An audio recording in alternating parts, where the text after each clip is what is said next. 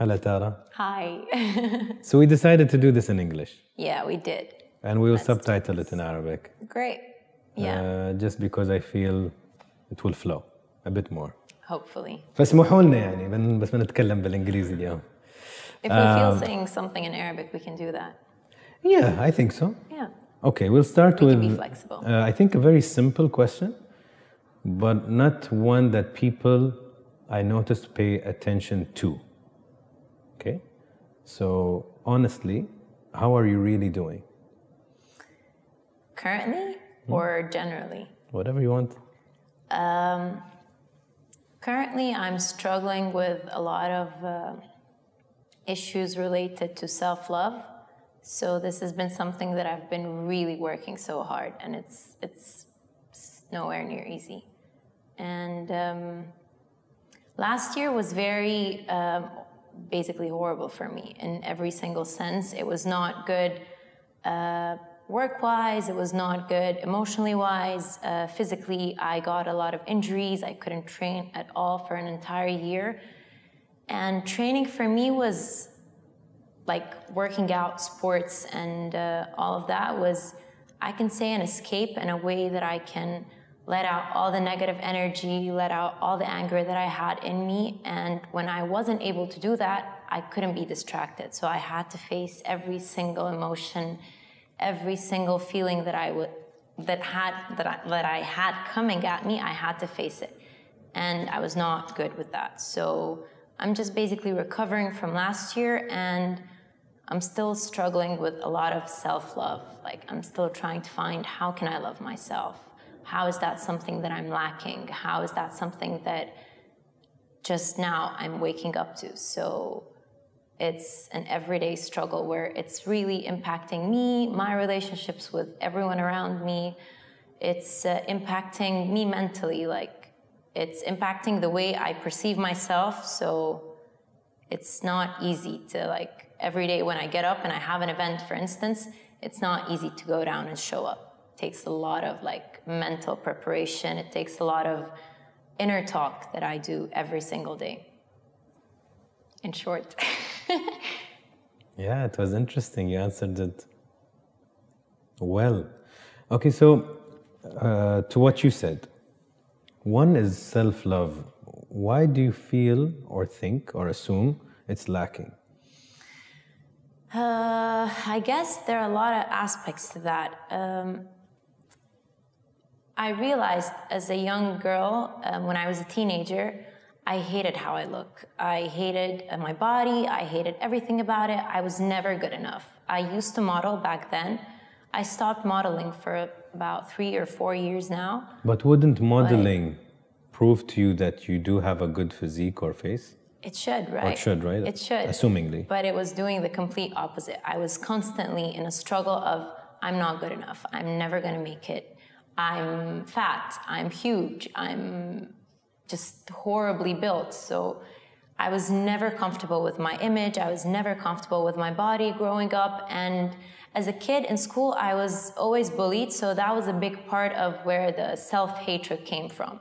And even though I loved modeling, and I did see myself as beautiful when I see covers or when I see pictures, but it was just never that. It was never good enough, and it was never up to the standard that the industry at that time, when I used to model 10 years ago, was depicting. It's much different now. So then you had a specific standard size that you had to abide, or you're not going to make it. And this was always my issue. I was always somewhere in between making it and not making it because I'm not that size.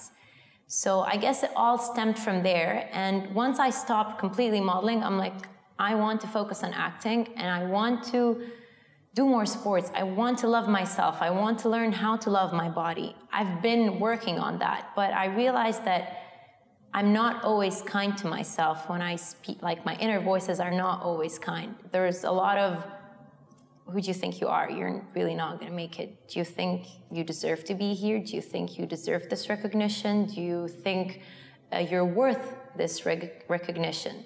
So this is what makes me realize that I still have a lot of work to do regarding self-love. And I was hearing a podcast that was saying the whole self-love thing is like a very new generation thing that people are like preaching about, but actually I don't feel that way about it, because you can love someone and think that you love them, but you are looking for love outside of yourself most of the time, then you don't love yourself. So even if that person loves you back, you're not going to understand that love because you don't know how to receive love.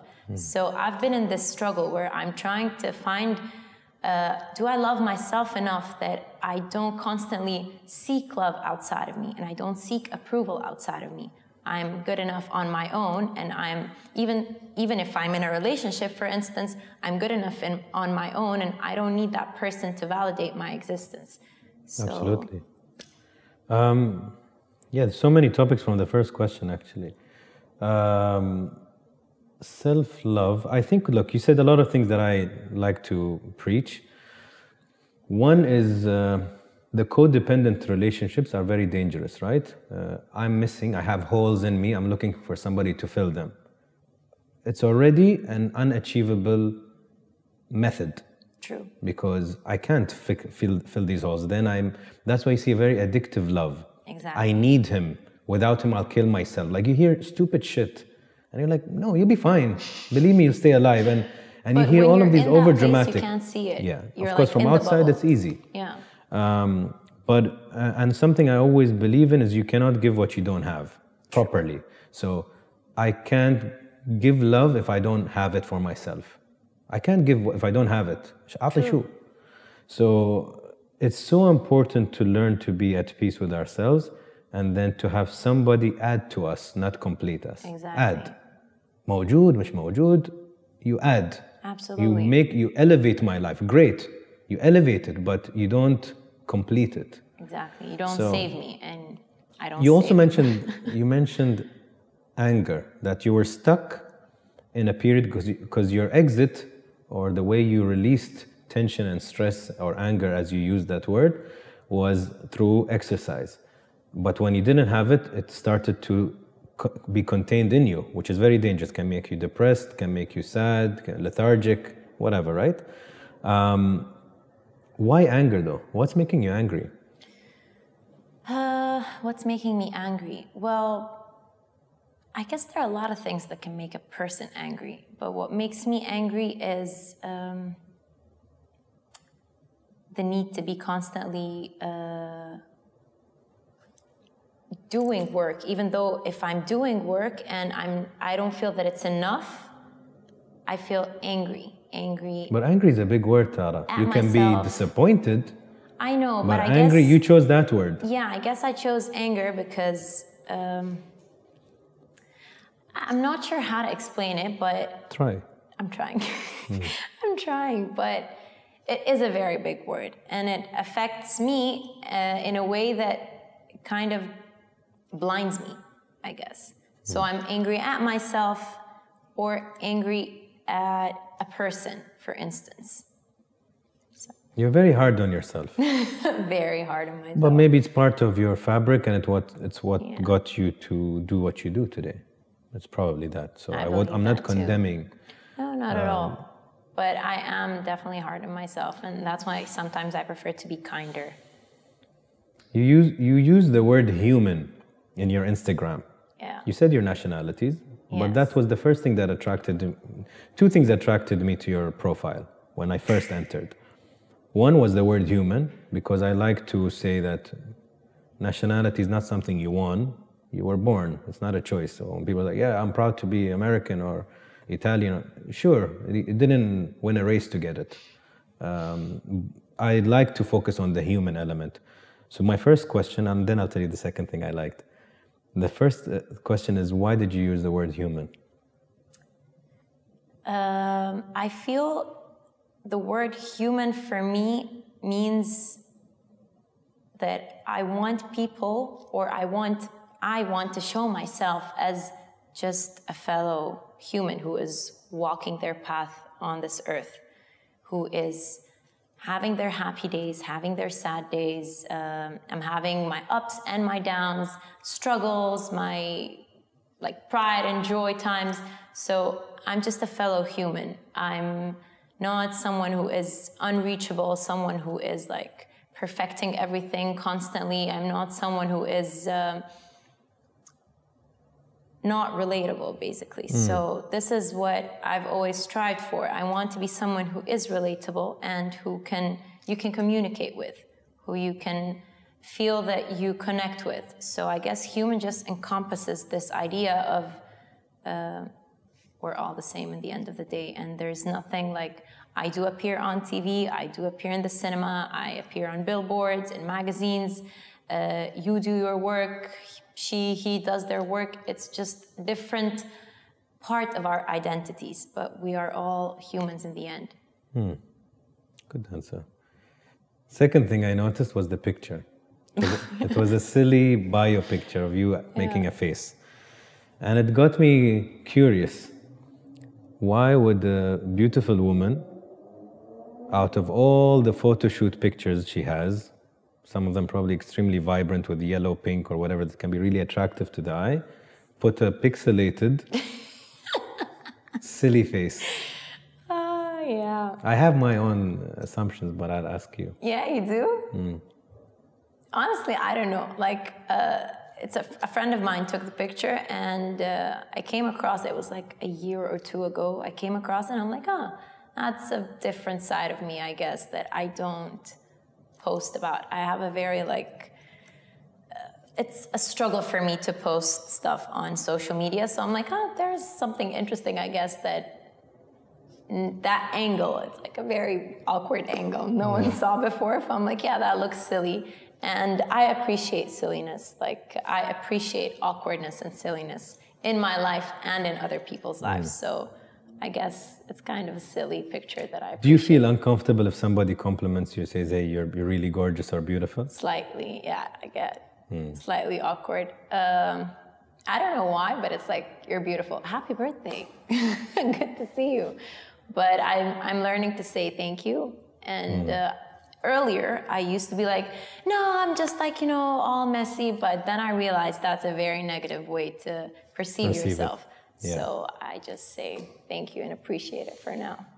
Because the first question answered my last question just now. The self-love.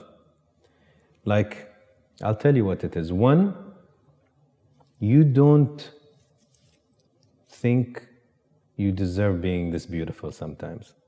I think so. That's why it makes you uncomfortable. If somebody tells you you're really beautiful, you don't know what to do with that compliment. Do you get offended? Do you get irritated? Do you say thank you? What do I do with that compliment? And then your inner voice, which seems to be the one who's usually your obstacle, is telling you, no, you're not that beautiful. Don't think you're that special. So then I'm relating self-love, the challenge you have, with a picture where instead of choosing a gorgeous picture that you know will get you followers and curious eyes and all of that, you're like, no, fuck that. I'm not going to put this one. I'm going to show them a silly side of me, which is part of your personality. Yeah.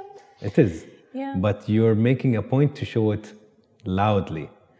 And it's very interesting. Like for me, the psychology behind that's kind of like, I love the quirkiness of it, but I think it's also self-sabotage.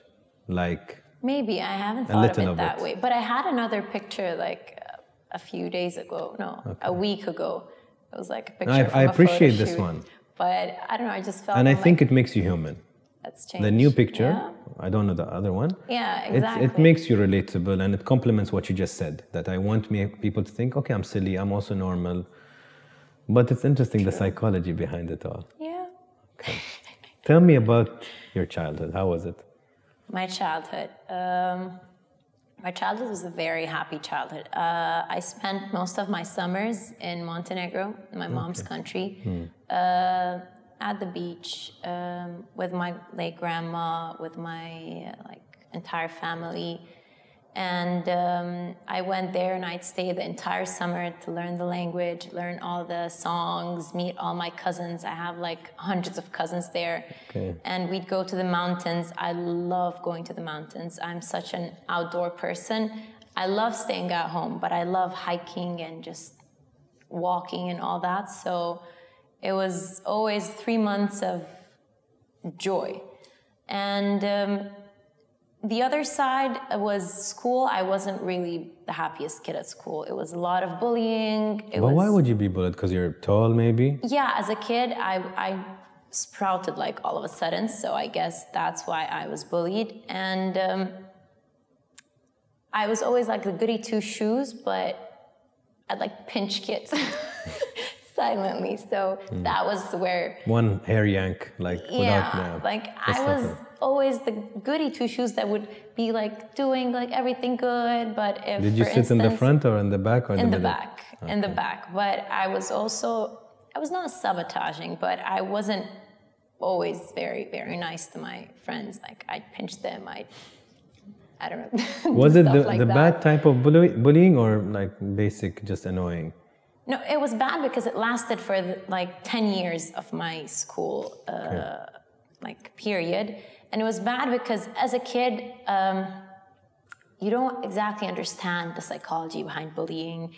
Like we didn't have a counselor where they'd go and talk to us and tell us, hey, this kid, he's lonely, he doesn't feel good, so he's picking on you because he doesn't have anything better to do with his time. You just think that you're the wrong one. You think that you're the one that deserves to not come to school, to be bullied, that you deserve this bullying, that you deserve to be disliked, and that you deserve to not have friends.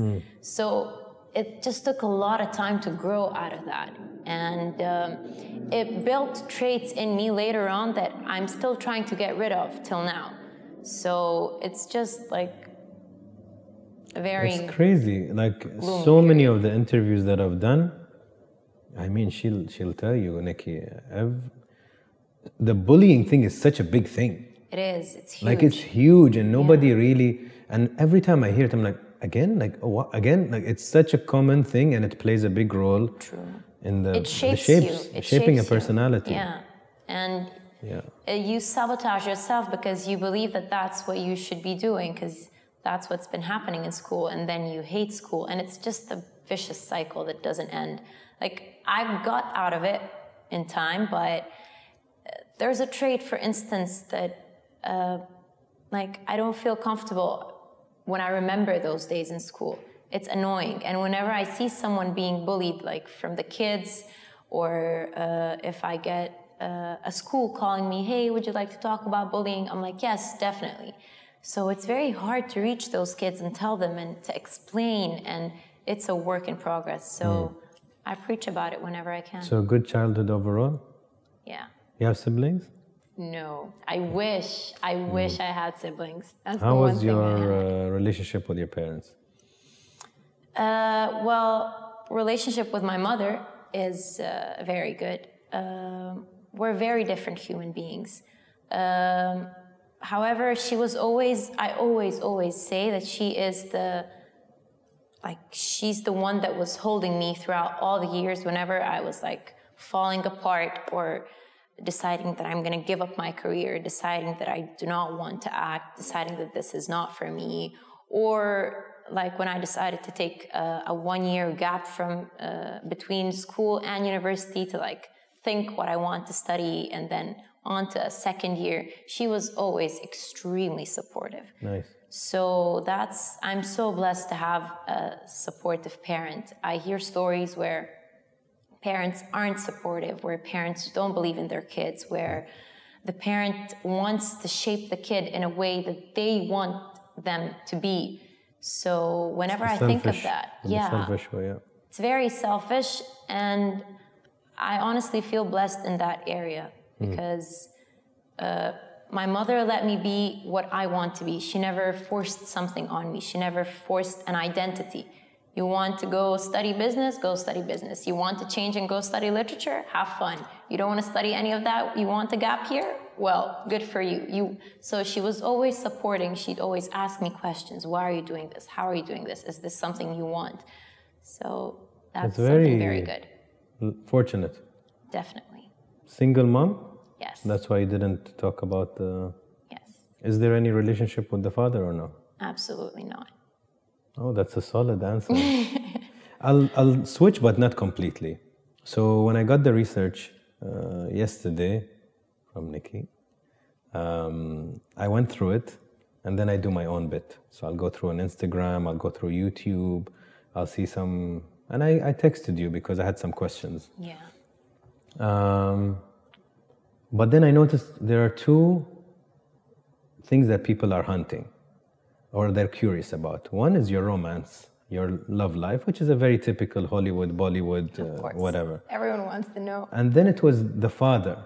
And I'm like, one side of me is thinking, why don't you just leave her? If she wants to answer, she'll answer. If she doesn't want to answer, she won't. And then one side I'm like, if she never addresses this, will they ever stop? Does she have to put it to bed, or she can't put it to bed because maybe her mother is involved? So it was vague, but I'm like, you know what? You seem like a very honest person. Let me put it out there. And then you address it in whatever way you want to address it. How would you, because I'm sure people are curious. I have my issues with my family and good and bad and challenges, but I think it's important for people who like you, as Tara, to know your take on it, your opinion. About what exactly? About the father. Let's start with that one, then love. Well, I don't talk about my father. It's just a topic that I'm not comfortable talking about, and I guess I haven't had many people honestly ask me like anything related to the other parent. My mom's always been the one that I preach about and the one that I talk about, so I guess they kind of got it that she doesn't want to talk about her father. But yeah, he's not in the picture and never was, so... Like zero memories? Yeah. Oh, wow. Do you think, for me this is interesting, do you think that causes father gap or daddy issues? Or absolutely. It can? Yeah, of course. I mean, I'm human. I'm not a robot, so of course no, it happens. I ask it as a very practical question, and I'll tell you why. I'm divorced, so sometimes I used to think when my kids will draw a happy home, they have to draw two homes. And does it make Majid feel weird or awkward that he has to say, the father is in this house that I visit sometimes, and then the mother is in this house? Because everybody else is drawing, or 80% is one house, mom, dad, kids, dog, whatever, right? And I'm like, I hope it doesn't, but because it's the typical norm, or what we made normal, it can make him feel like, unless I try to tell him, Baba, Habibi, you have two houses, you have two loving families, your parents are still happy, everybody's good, you're healthy, Exactly. It that all perspective. depends And that's how what I you do. talk to him. Exactly. And we have a very civil, beautiful, peaceful relationship. I mean, that's better than having a horrible relationship of being under one roof. I always say, I'd rather, when my parents got divorced, somebody said, oh, it didn't bother you, didn't affect you. I'm like, no, I'd rather see them divorced and happy than together and miserable any day. Exactly. So if I come back to you, you live mostly in an Arabic society, right? Knowing that everybody has a dad figure, mother figure, but I don't. How does it play? Not well in my childhood, I guess, because I was always missing out on a lot of things that they do related to fathers. So it was very interesting for me as a kid to see, hey, I'm going fishing with my dad. Hey, I'm going to, I don't know, Ramadan to spend it with my dad. Hey, I'm going to Eid, I don't know what, with my dad. So all of that for me was a very foreign concept. And I did not exactly deal with it or understand it up till very recently. What does that mean? What is recently? This is where the anger comes from, that it pisses me off more often than not. So I just realized recently that there's a lot of issues related to that topic that I have to internally deal with. So that person is gone. I need to deal with that and understand that this is what it is. And I can't keep putting all my, it's not something that I hang my bad experiences on or bad decisions on. It's not a place where I just put stuff and, that's the black point in my life and that's all the wrong that is happening. So I just need to take take responsibility for my actions and not hang all my bad decisions on that. Did your mother talk to you about it when you were a kid? Because you feel there's no figure. Did she know how to address it to you? A bit, yeah. Because Here if and she there. doesn't, you're going to be making theories and assumptions. Yeah, I guess I did not ask enough as much as I ask now. But yeah, there were definitely talks when I was earlier. Do you forgive him? That's something I'm working on because that's something I'm working on literally yesterday started. But that's something, that's something I'm working on because through that I'm forgiving myself because no one's getting harmed but myself. I'm not asking questions as a gossiper. I'm so far from that. I'm just asking because I love psychology, and I think also everybody watching this who has a similar or a single parent or lost a parent, they will connect. Absolutely. And it's important for them to know, I think one of the most important feelings in life is to know that you're not alone.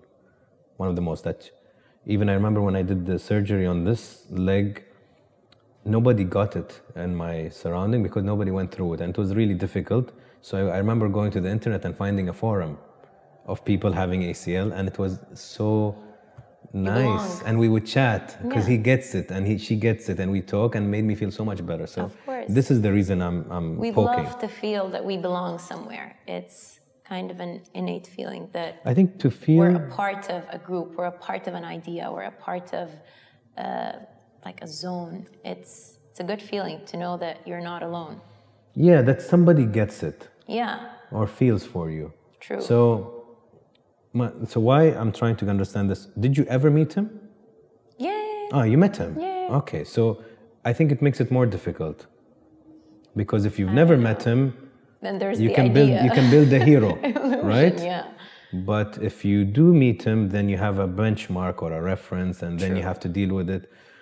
And you have to forgive him for choosing not to be in your life, or I don't know, if your mom kicked him out, or whatever it is, that's not important.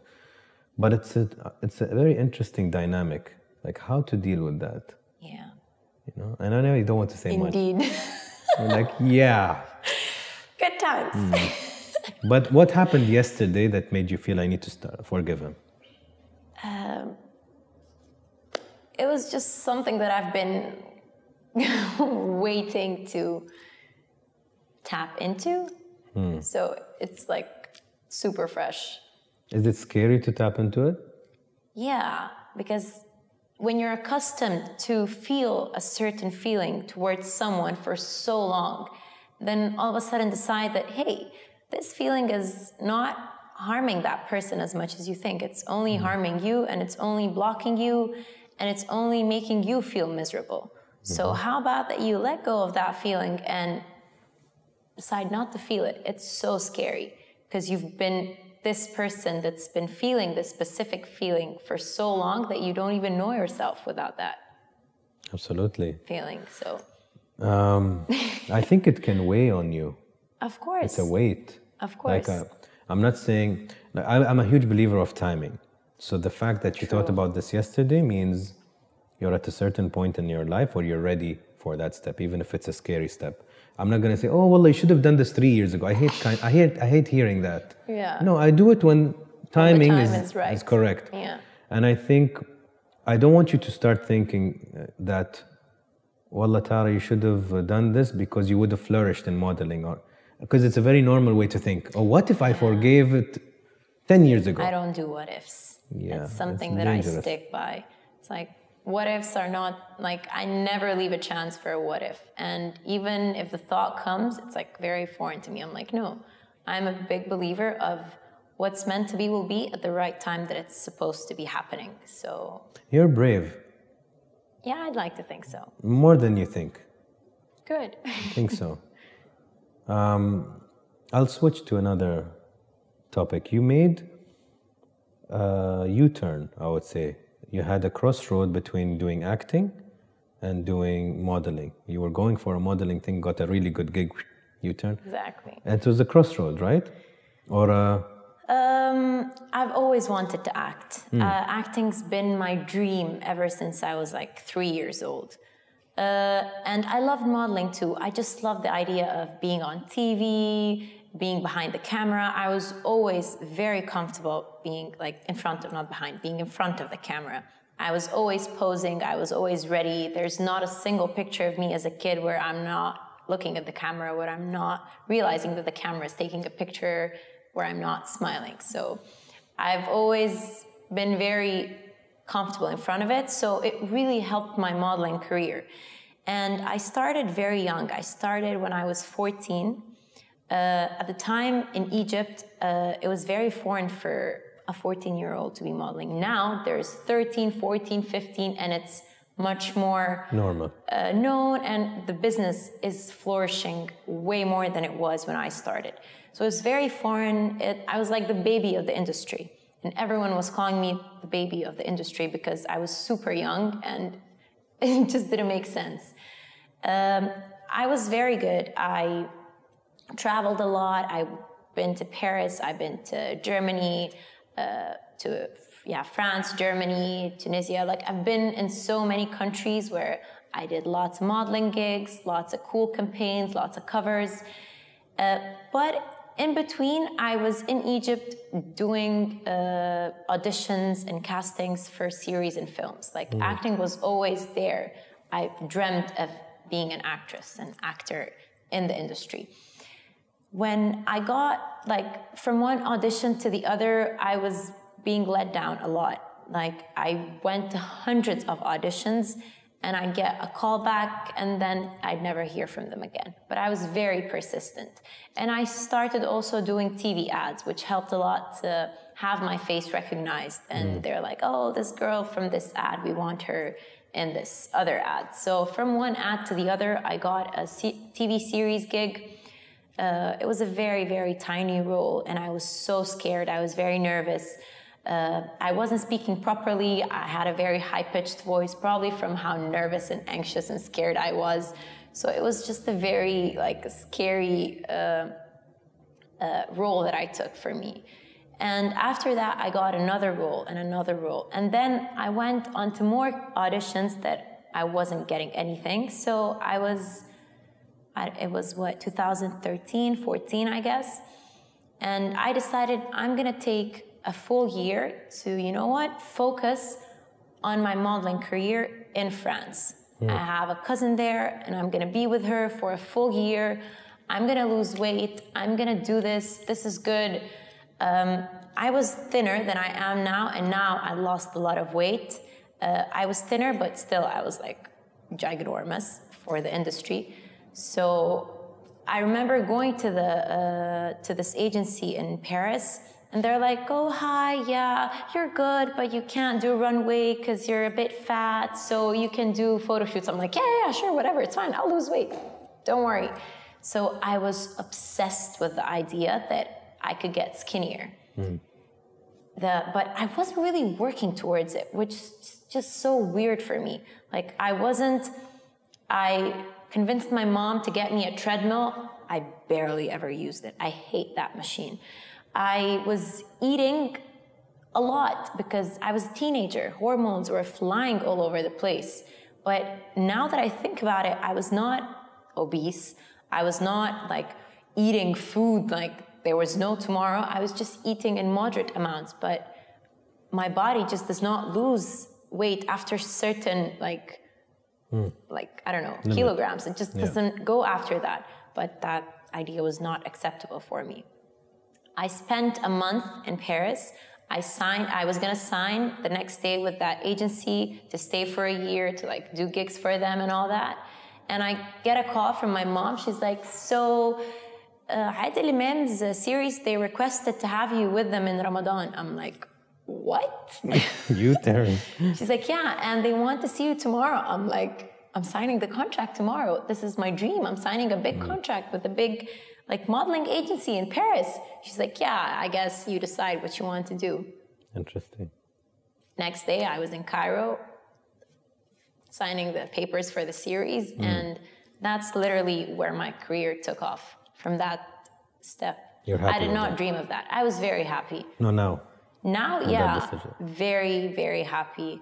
It was a decision that I took where I'm like, okay, I could either be here and flourish in modeling, hopefully, or you know what? I didn't know anything about the character, let alone of the people on the Just know set. Adil Imam I is just knew that he was doing a TV series and he خلاص. wants me in the TV series. I'm like, Done. sounds good for me. You mentioned the modeling requirements and all of that, and I think you were part of a Miss Teen competition, right? Yeah. Do you think these Miss Teen, Miss Universe, Miss whatever, do you think they're overrated competitions that, I don't know, overexpose women and in a very physical manner? Yes, they ask them political questions or what's their dream, but do you think it makes other women just watching it insecure? I have a very different opinion of beauty pageants now than I had 10 years ago. As a kid, I was infatuated by the idea of Miss Universe. I was like, I have to go to Miss Universe. I want to represent Egypt. I want to be there. I think this is a great idea. And it was like a big place where dreams come true as a teenager and as a kid. I went to the competition. I got the title of Miss Teen Egypt at the age of 17. There were no other contestants. The modeling agency that I was at, they had to choose a girl because the competition in Brazil was in a week. So they chose me. I was the only 17-year-old model in the industry back then. So they chose me and I flew to Brazil completely oblivious of what am I supposed to do at pageants. So I went there and the girls, they had their trainers, their designers, their makeup artists, their managers, their agents. It was like an entire entourage and I was just there by myself. So I looked like a complete kid next to them because they were 16, 17, 18, and 19-year-olds. They looked completely different than I did. So it was like a shock. I remember calling my mom crying. I'm like, I don't know how to put eyeliner. I don't know what to do. So I had one green eyeliner that I was like just using the entire time wherever I go. I learned a lot. But after that, I thought that I was going to want to go to Miss Universe because that's like the step after it. But I'm not someone who currently appreciates I guess, beauty pageants or supports them as much as I did when I was a kid. I guess because I didn't know better. Now, I'm not a fan, I would say. I can't exactly pinpoint why, and I don't want to be like hateful towards that industry. I'm not. Yeah, I know, but I don't want to either. I guess everyone decides for their own, but I just decided that that is not for me anymore. Like, I had my share of what a beauty pageant is, and honestly, it was amazing. I still have some friends that I like stay in touch with from like all over the world. It was just very eye-opening. It was very different. It was a very like small competition. Miss Global Teen in Brazil was a very small, like intimate competition compared to what Miss Universe or Miss World is. But it's just not for me anymore. And I had several people ask me, hey, you're the perfect applicant. Why don't you go? I'm like, it's not for me. They're like, but it is you. This is your dream. I'm like, well, dreams change. So I guess I kind of grew out of the bubble of how I want to be seen and how I want to portray myself as a woman. Are you for plastic surgeries? I knew you'd ask me that. For myself, no, I'm not. But I wouldn't want, I don't want to judge anyone who does them. I've seen your interview with Asil and where she was talking about what fake is and whose standard of fakeness are we abiding by. So fake, someone could see, like she said, hair extensions fake or lashes fake or like injecting their lips or their cheeks or whatever fake. So I guess it just depends on what do you accept and what Tara, do you accept is it for subjective? yourself? It's not that subjective. I know, but if you have a daughter and at 15 she wants to do procedures, I wouldn't be supportive. I definitely wouldn't be supportive. But I mean, 15... Isn't it alarming that a 15-year-old feels the need that I'm not enough? Yeah, then I should address that, definitely. Yeah. And makeup, okay, makeup is a huge industry, sure, but a guy can be a bum in a supermarket. A woman, no, she's dressed up and trying. Not all of them. I'm not generalizing. That we're abiding by. It's just a standard that the magazines, that the social media puts. Like, I find it really scary. It is very scary. I completely Even agree. Men, by the way. I don't want this topic to be only about men are doing procedures. I know. I find 15 and 16 and 14-year-olds who are injecting themselves, their lips, their eyebrows, their I don't know what. And for me, it is scary because when I was 15, I was in a very different place. I was not thinking about injections at all. But now, social media is really hovering over us and over our ideas. And we are constantly being bombarded with tips on how to be more beautiful, tips on how to make your lips more pouty, tips on how to make your hair more, I don't know what, tips on how to lose weight, how to gain weight. So this is a big industry. And it's built on insecurity. And it's built 100% on insecurity. So you should take what you want and need from it. And also for your kids, like for instance, for my future kids, I would like to have them disciplined in a way that they take from the social media in the future only the bits that are good for them, and not just completely accept everything that's being thrown at them. So you reminded me of a question I forgot. What? Because when I said there are two things that people are after, the romance and this, I don't want to ask about the romance. I think that's just for gossip. It's a very private thing. But I wanted to ask, what does love mean to you? That's a good question. What does love mean to me? Love to me means acceptance and unconditional support. Why would you say unconditional support? Have you had a lot of conditional support? Yeah. Yeah, I guess that's a good way to put it. So once you realize that there is love that could give you unconditional support and just accept you the way you are and help you grow, I guess that is incredible love. So love basically encompasses for me the idea of I'm here with you not to save you. I'm here to love you just the way you are and to make you realize that you should love yourself every day more and more because you deserve it. And I'm helping you grow into the best version of yourself as you are helping me do the same. So that's, I guess, what love is for me. Do you feel lonely? Sometimes, yeah.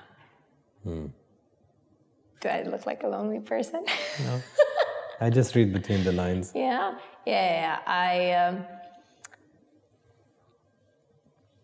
I like to be alone, like in my own four-wall space a lot, but I also don't like to be alone. So it's just, I find myself sometimes distracting like myself and just having this need to go out and to just be around people just that I don't sit alone.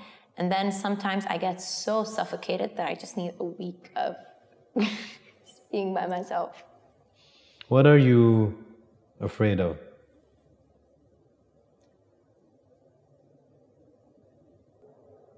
Not living up to the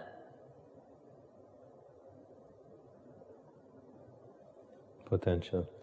Yeah, but because it sounds horrible when I say it in my head, but not living up to the success that I see for myself. What do you see for yourself?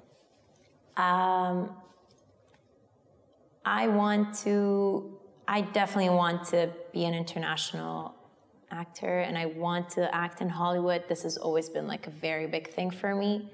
So I want to be a female Egyptian in the Hollywood industry because we don't have any representation there from Egypt, like females. We only have males. Why is the charity organization is so important for you at a very young age. People do that shit when they're like 50 or 60, but you started early and it's like, I really want to do this. And I saw something 5 years ago, maybe, you mentioning it. Yeah, it's something my mom taught me. My mom has a huge heart. She's such a giver. And this is something that she instilled in me, that whenever you're happy, she'd always tell me, she'd like always tell me this, Tara, whenever you're happy, make someone else happy. And your happiness is going to be doubled. So whenever I get a big paycheck, whenever I get a good gig, whenever I'm being fulfilled in a certain area of my life, I feel that I should give back, because only by giving back does the full circle get, like, it gets to be a full circle. So you give, you get more. You give because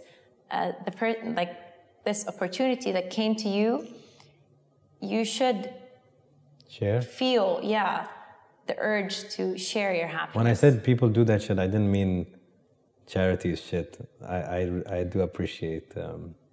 I had my 3 years of working with children, and definitely was the most rewarding corporate job I've had. Fantastic. What is your charity focused on? I have a charity, but it's not fully functioning. So okay, soon, it's I used to work with I have a charity called Help From Your Heart, but now we're just like in a halt process because I need to finish all the papers, I need to register it and all that. So it was just a name for this group of friends that I had, where we collect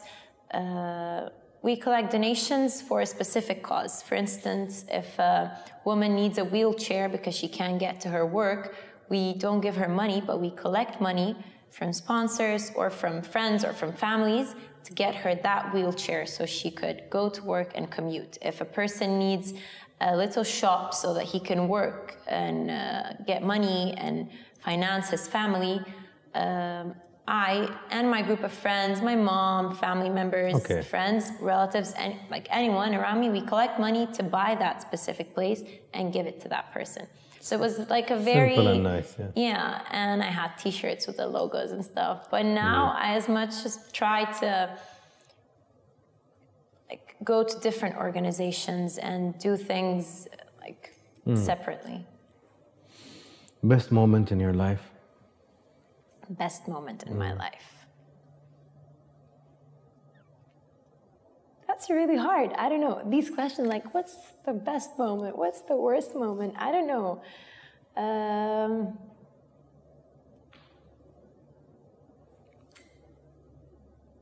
I really have no idea. What comes to mind? It's always career-oriented, honestly. So I'm trying to think of something. There's several. Give me one. Give you one. Okay, wait. Multiple choice. Yeah, multiple choice question.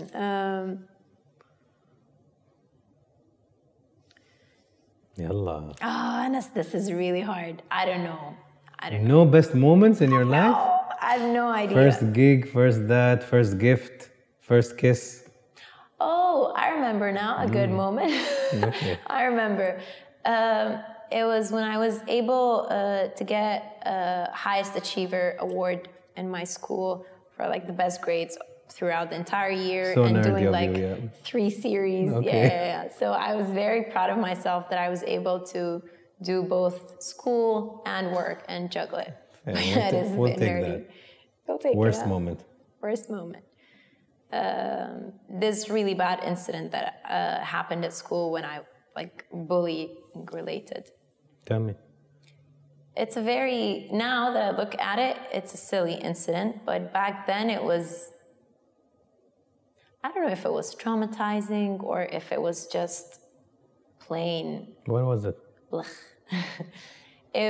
We were in high school, but I was in this dance, and a group of girls, I can't exactly understand what happened, but they started writing like horrible curse names all over the school walls. So when like Tara, and then like horrible words before and after. So They were cursing at me. I remember it with red all over the walls of the school. So I went out of this like gym dance class thing at school, and the entire school was breaking, and everyone was reading that. So it was like the typical scene you see in each and every single high school movie where the kids like running around trying to like erase and remove, crying, weeping. That was not a good moment because I felt completely alone, and I felt completely disregarded and broken. And the school did nothing about it. They, I don't know, kind of put it under the rug and just continued. And a lot of the people that I thought were my friends were not there with me, were not standing there beside me, were like, oh, it's just, ignore it, it's nothing, I don't know. It was a very, for me now, it's like very gloomy and it's very cloudy. I don't exactly, I guess, want to remember the full picture of what happened. Your mind blocks it. Yeah, my mind completely blocked it. And yeah, I felt that I really don't want to go to school. And it affected my mom too, because it was hard to see that her daughter is aching and the school didn't really respond to it. Yeah. Because of like the school's politics. And I think a lot of Arab schools don't get it also. I don't know if it's only Arab schools, but there's a lot of education related to behavior and manners that needs to be instilled, and just basic stuff like don't bully. Number one. Any regrets? No, 100% no. I think regret is wasted energy. You think you're an open box or a closed box? Or a half open box? Or quarter? I guess I'm like a sphere. You don't know. You don't what? You don't know where to open me from. So I'm not really an open box or book. I can tend to deviate from questions just not to answer a specific question. Yeah, I noticed. Yeah. And I guess I'm good at it. I don't know. But I can maneuver around a question. You answered fairly decently today, I think. Good. This is quite direct. Super honest and very open from me. I'm surprised. You'd say you're fragile inside? Yeah. Interesting. Yeah, if we had another hour, we'd discover much more. I think. What makes you feel valuable? What makes me feel valuable?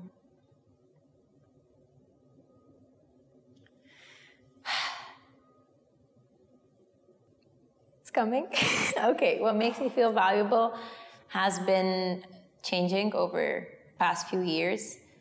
It was my career at one time, and if I'm not working, I feel that I'm of no value, that I'm a person who is just using air and using the resources on this planet and is completely useless.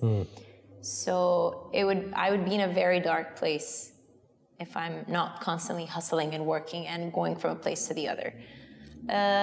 Then I realized that I can't go on like that. I'm gonna get burnt out, because it really hurts to put your value in your career, because I should not see myself as the milestones that I reach, or I should not value myself only because I'm successful. I should value myself because I'm kind, because I appreciate goodness. I appreciate when someone is being good, and I do want to do good. So I guess the thing that I value about myself the most is that I'm constantly eager to learn. Like, I always love to learn more. I always love to be more aware. I value that in me, because I think it's a good thing to have, to be able to retract and then learn from that and grow. So I always see growth. Okay. I'll say this before I end. Go on. I don't know you, but I'm proud of you. Thank you. In my own manner. Because you're young, but you're curious. And you want to change and you want to evolve. And I think it's very rare. It's very rare for people to face who they are in that mirror. It's so easy to deny. It's so easy to divert or get distracted. But you, it's fucking scary. Like, I feel for you. Like, I feel you're terrified, not only scared, but when you look at the mirror or you just sit with yourself and you have all of these conflicting thoughts about who you are, your achievements say one thing about you, but your inner voice is saying sometimes something different, or supportive or against, or dieting an achievement. So the achievement is a 10 out of 10 to make it 4. But to maneuver through that and to say, you know what, no, I need to figure this out. I need to read, I need to listen to a podcast, I need to face it. Something to be proud of, I think. It is. So I'm glad. Yeah. Last one. Go on. Tara in one word. Tara in one word? Yeah.